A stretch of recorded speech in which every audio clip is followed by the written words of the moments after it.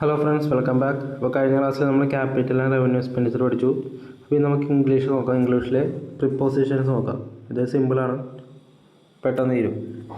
അപ്പോൾ പ്രിപ്പോസിഷൻസ് എന്ന് പറഞ്ഞിട്ടുണ്ടെങ്കിൽ prepositions are word that show the relationship between a noun or pronoun and another word in a sentence. അപ്പോൾ ഒരു നൗണിലെ relation വരുന്നതിനാണ് പ്രിപ്പോസിഷൻ എന്ന് പറയുന്നത്.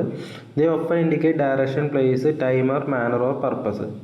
Prepositions are always followed by a noun or pronoun which is called the object of the preposition.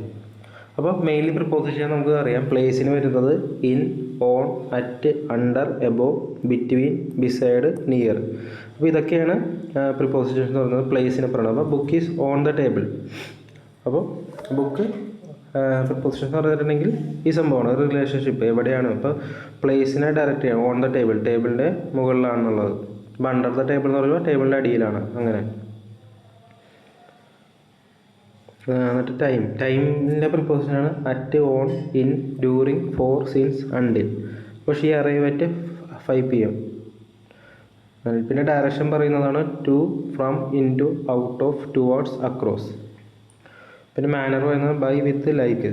She cut the paper with scissors. പിന്നെ purpose for, so that, etcetera. He went to the store for groceries. അപ്പോൾ ഇത്തരം കാര്യങ്ങളാണ് പ്രിപ്പോസിഷൻസിൽ മെയിനായിട്ട് നോക്കുന്നത്. അപ്പോൾ അതിന് കുറച്ച് MCQ questions നോക്കാം.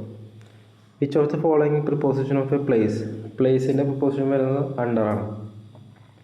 Identify the correct preposition in the sentence. She sat in the chair. She sat കസേരയിൽ ഇരുന്നു എന്നാണ്. അപ്പം ഓൺ ദ ചെയർ. പിന്നെ choose the correct preposition for time. We will meet dash Monday, on Monday. Which sentence uses the correct preposition? He is going to home. The keys are between the table. She is interested in music. They arrived at 10 PM in the morning. അപ്പോൾ ഇത് തെറ്റാണ്. 10 PM evening ആണ്. Keys R between the table എന്ന് പറയില്ല, ഒന്നല്ലെങ്കിൽ on the table ആയിരിക്കും.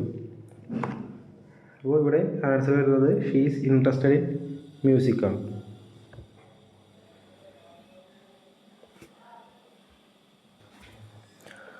ഇപ്പോൾ ഇവിടെ ഹീസ് ഗോയിങ് ടു ഹോമും പറയാത്തതെന്ന് വെച്ചാൽ ഹോം ഓൾറെഡി ഒരു നമുക്കറിയാം, ലൊക്കേഷൻ ഓൾറെഡി അറിയാവുന്നൊരു സംഭവമാണ്.